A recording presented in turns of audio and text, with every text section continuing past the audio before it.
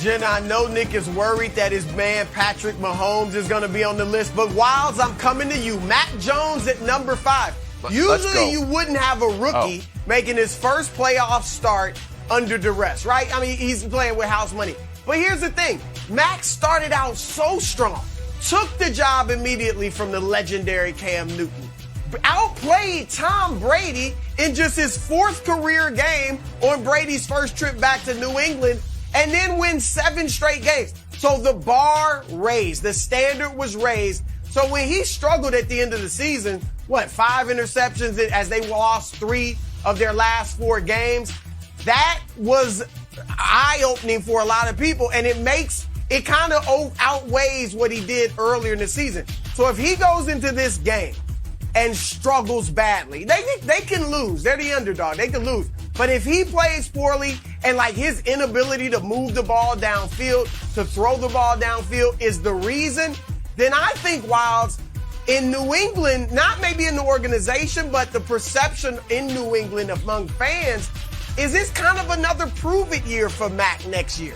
It's like, okay, let's see what he can do this season, rather than we've got our guy, we made the playoffs last year, now we're going for the Super Bowl. So pressure on Mac Jones. At number 4, we got Cliff Kingsbury. And look, again, similar to Mac Jones, as a coach making his first playoff appearance in just his 3rd year as a head coach, normally you'd be like, nice, this is good. He's not under pressure. 5 wins his first year, 8 wins last year, 11 this year. Looks great. The problem is the way they fizzled at the end of the year. And this has become a real question mark about Cliff Kingsbury. Look at this. This is 3 years with the Cardinals. Through his first 7 games, they're great. And they were this year. They went up to 8-1 this year. Rest of the year, they win 32% of their games. They've lost, 4 or 5 this season. And so if they lose this game, then again, a big off-season topic, preseason topic next fall will be, can Cliff Kingsbury carry a team throughout the season and not fold in the end? At number 3, let's go to Buffalo, Josh Allen. If they lose, now you're talking to a divisional opponent, so far. To a divisional opponent, right? There you go. They lose to a divisional opponent that starts a rookie quarterback. That's a wild card in Buffalo. This will just culminate what's been a down year for Josh Allen. Not a bad year, but not up to the standards he set last year. He's down in virtually every category. And the stranglehold that the Patriots have had on the AFC East for 20 years would seem to still be there. I get it that Buffalo's won it last year, won it this year, but if they lose a playoff game to New England, there will be a sense that New England still owns that division and Mac is only going to get better. So that's why Allen's under duress. At number 2, Dak Prescott.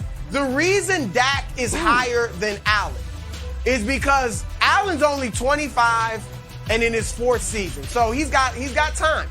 Dak, I'm not saying he's old, but he's 28. He's in his 6th year. He's only won 1 playoff game. At some point, you got to get it done. I get it that he was injured, but still, you got to get it done. And beyond that, the owner, Jerry Jones, we all know, already said, he told The Athletic earlier this week, we have a Super Bowl or bust mentality. He said that is the mentality within the organization. They got a tough game coming up against San Francisco. San Francisco has a great defense overall, but particularly against the run. And if they keep Dallas from running the football, which, Zeke hadn't looked great, let's just keep it real, neither has Pollard lately, then Dak is going to have to do it with his arm, and that's where the pressure comes, because a lot of people feel like he can't against elite teams. At number 1, this one should come as no surprise. No, not Baker Mayfield, they're out. It is Matthew Stafford. All right, look. And Nick, you like to rip Jared Goff. Jared Goff was a 2-time Pro Bowler who led this team to the Super Bowl. And again, I think Stafford's better than Goff. He's better than Goff. But you didn't just give up Goff. You gave up Goff, 2 first-round picks, a 3rd-round pick. You didn't do all that to get beat in the first round of the playoffs. You got further than that with Jared Goff last year. That's true. You've been to a Super Bowl with Goff. I do think the window for Stafford to win yes, win the Super Bowl in LA, is 2 to 3 years. So I'm not saying he's got to win it. But if you go out in the first round, that's a problem. He's 0-3 in the playoffs, just 4 touchdowns, 3 interceptions in his 3 playoff games. And he struggled, Nick, you know this, down the stretch, 8 interceptions his last 4 games. Yeah. Matthew Stafford is under duress. He's got to deliver. Oh, quick reveal. All right, well, the graphics team's ahead of me. You did a great job here, but we got to go fast. Oh, no. Put him back. Put that beautiful face back. Let me see it. Nick, Mike McCarthy. every once in a while, because you I was looking so at it, funny. and I was like, oh, my goodness. Did I make this list? Mac Jones, Cliff Kingsbury, Josh Allen? You're just playing my tune, Broussard, but you missed on one, and it's Mike McCarthy. And here's why. Tail of the tape, Cowboys, Niners. Cowboys have every advantage. And they're healthier, by the way. Meanwhile, the Niners starting quarterback is dinged, and the Niners' best player on their roster, Trent Williams, might not play, isn't practicing. There is and Dallas is at home. There is no reason Dallas should not win this game. So if they don't, it's going to be because they were out-schemed and out-coached. The only edge the Niners have is on the sidelines. And so, listen, it's all out in front of Mike McCarthy. Got the 3 seed, beat the Niners, who had to fight and claw just to get there. If you can then either beat Tampa or it would be either the Rams or the Cardinals, whomever you would play in round 2, depending on how the bracket falls. You do that, all of a sudden, Mike McCarthy, you can go to Green Bay, stick it to Aaron Rodgers. Be like, hey, the last time you won an NFC Championship game, I was your coach. Now you can't do it without me, buddy. Me and Greg Jennings, we were the key to the whole thing. So, or you lose to Kyle Shanahan, and it ain't great. So I think, Wilds, that if the Cowboys lose, there'll be more scrutiny on McCarthy than on Dak. But otherwise, Broussard is an exceptional list. It's an exceptional list. Solid list. Solid list. Except for the Mac Jones part. Get Mac Jones out of there. Broussard said, it might be a prove-it year for Mac Jones next year. Prove it what?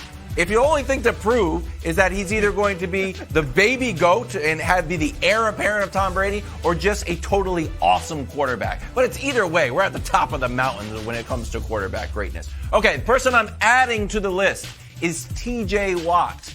Here's why. T.J. Watt's probably going to win Defensive Player of the Year. He needs to follow in the footsteps of the other Pittsburgh Defensive Player of the Years. Troy Polamalu won 2010, went to the Super Bowl and lost. 2 years before that, James Harrison won Defensive Player of the Year, won the Super Bowl. Do the Steelers need to go to the Super Bowl? No.